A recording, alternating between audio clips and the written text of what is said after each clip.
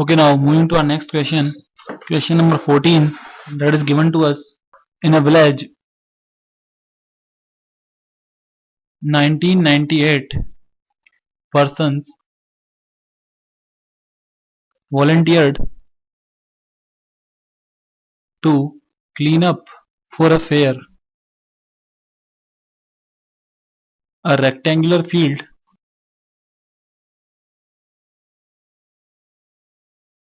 with integer sides and perimeter equal to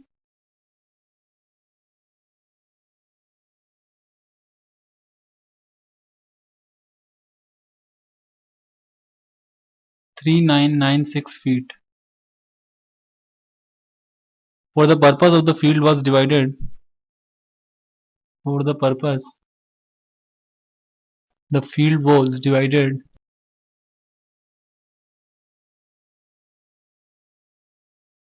into 1998 equal parts.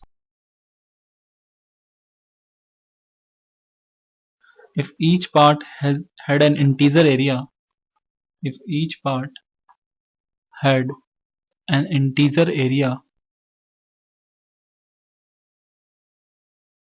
measured in square feet, then find the length and breadth of the field.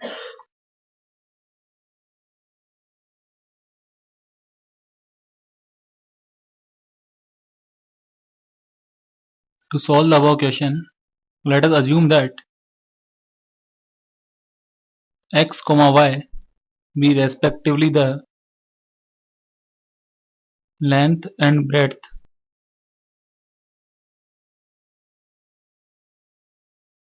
of the field.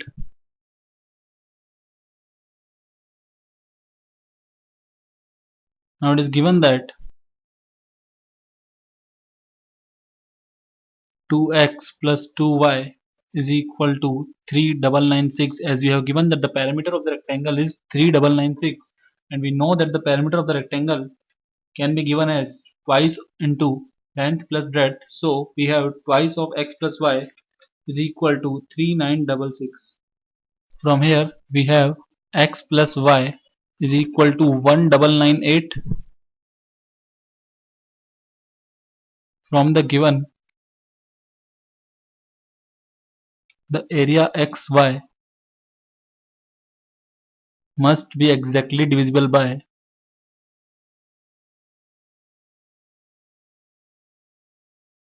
1998.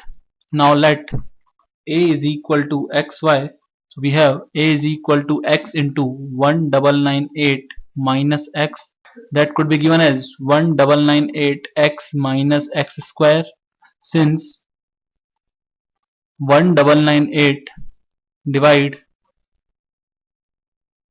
a, so it should divide x square,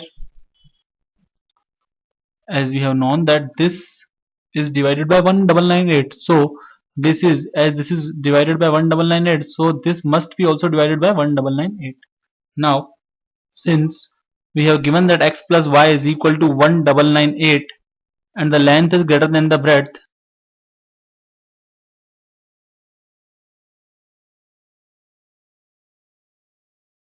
so x will be greater than equal to 999.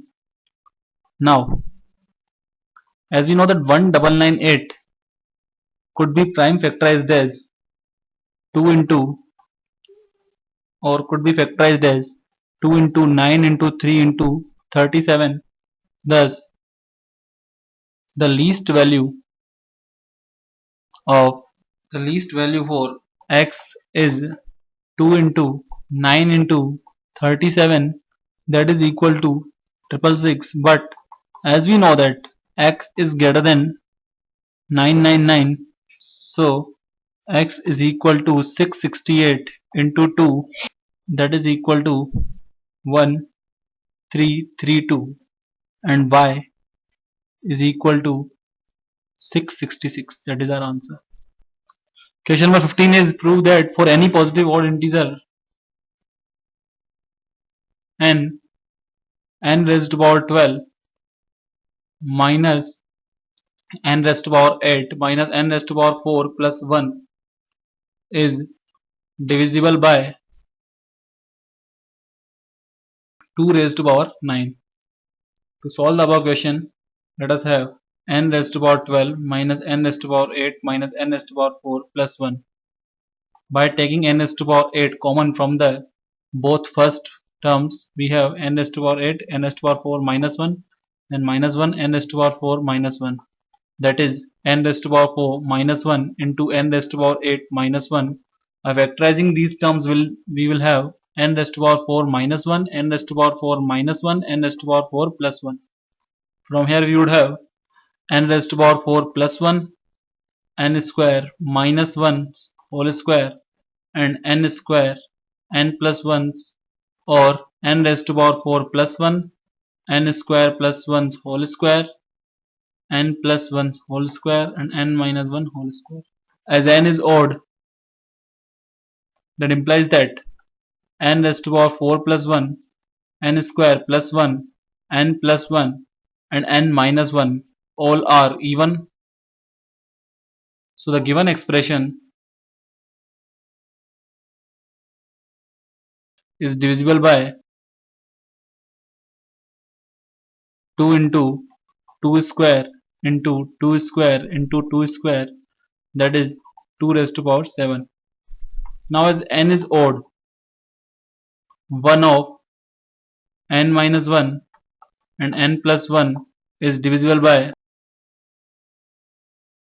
2 square, and we can also see that n minus 1 square and n plus 1 square occur as factors in the expression. Hence the given expression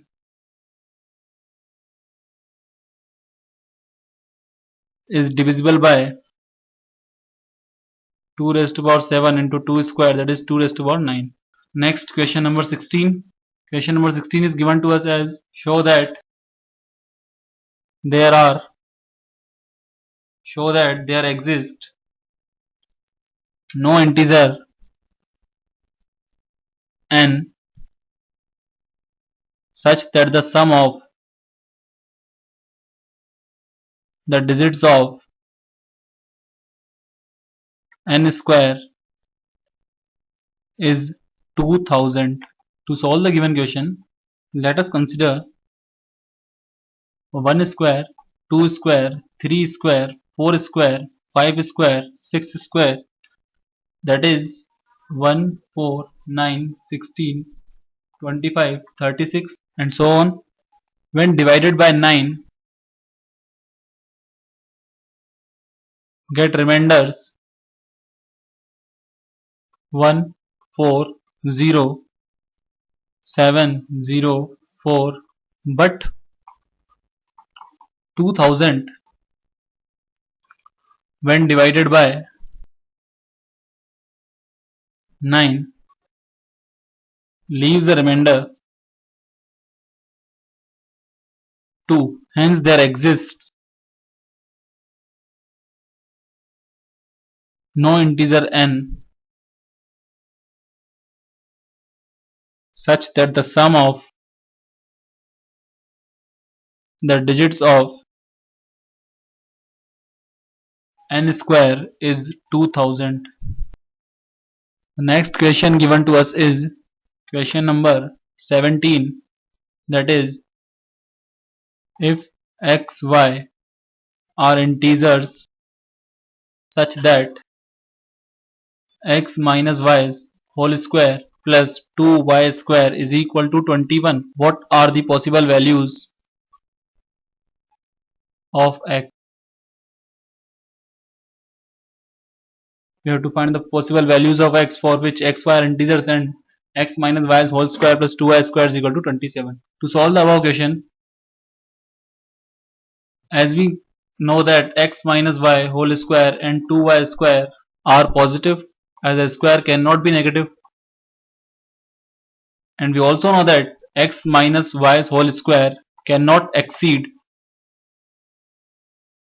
27. Now since 27 is an odd number but 2y square is an even number. So from the given relation, it is clear that x minus y whole square must be odd. Now the square of x minus y is odd. So from here we can say that x minus y must be odd, or we can also say that x minus y square may have the value of 1, 9 or 25. That are the only possibilities.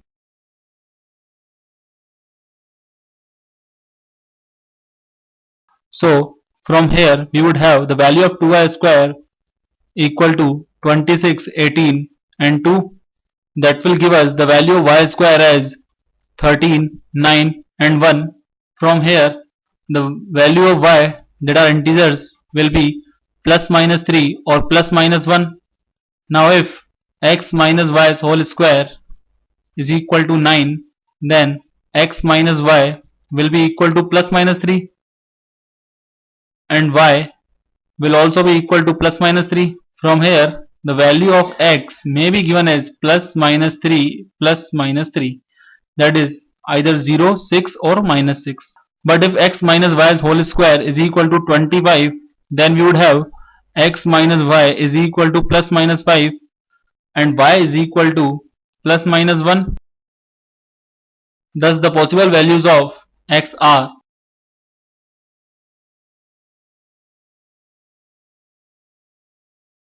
0, plus minus 4 and plus minus 6.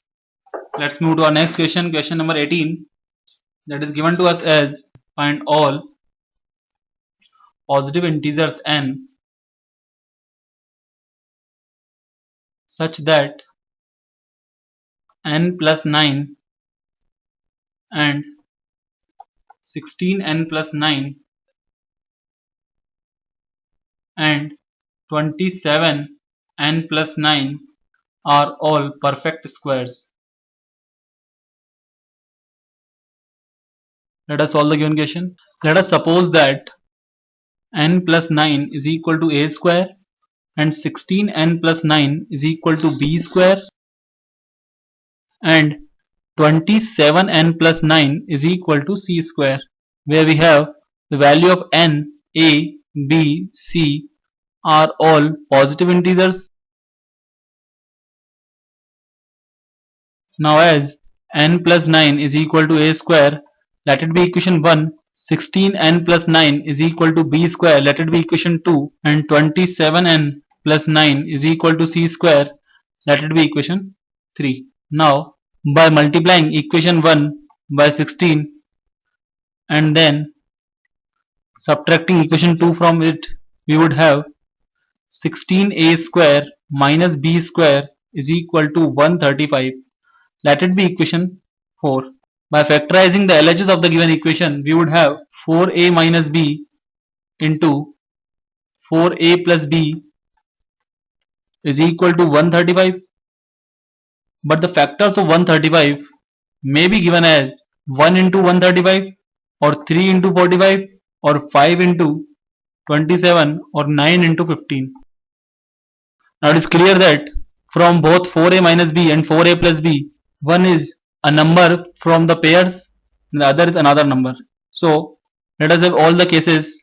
Let us have 4a minus b is equal to 1, then 4a minus b is equal to 3, then 4a minus b is equal to 5, and at last 4a minus b is equal to 9. From here the value of 4a plus b will be equal to 135 is equal to 45, 27 or 15. From here we would have the value of a is equal to 17, 6, 4 and 3, while the value of n is equal to 280, 27, 7 and 0. But the third equation, that is c square is equal to 9 into 3n plus 1, when n is equal to 280, 27, 7 and 0, then c square will be equal to 9 into 841, 9 into 82 and 9 into 22. Here 9 into 841 is only a perfect square. Now when n is equal to 0, we get n plus 9, 16n plus 9, 27n plus 9 are all perfect square,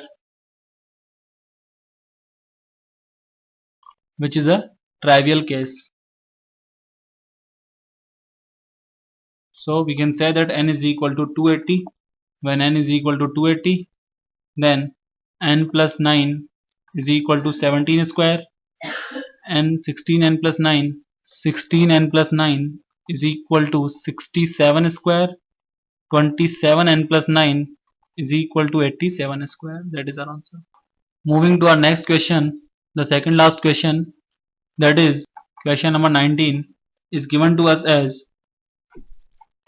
prove that the sum of or the product of first 1000 positive even integers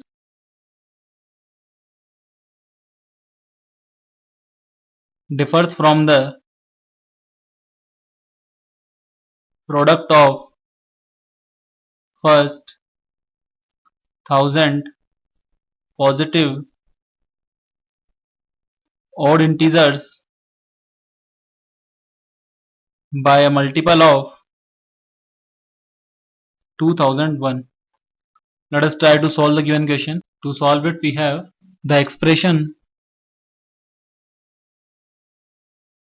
2 into 4 into 6 into up to 1000 factors minus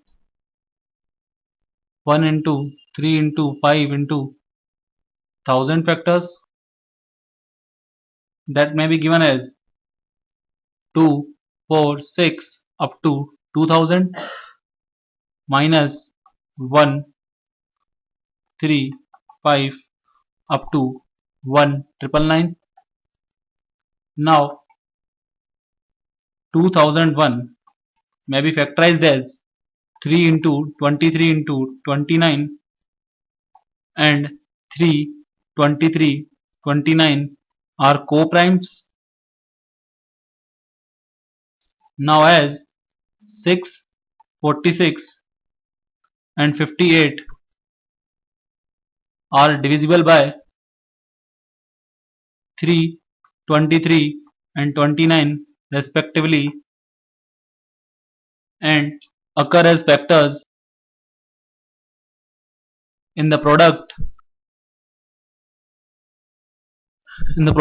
2, 4, 6 up to 2000. So the product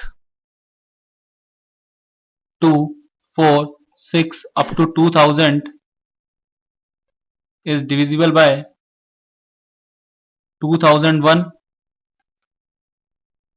Also 3, 23 and 29 occur as factors in the product 1, 3, 5, 1999. So the product 1, 3, 5 up to 1999 is divisible by 2001. Hence their difference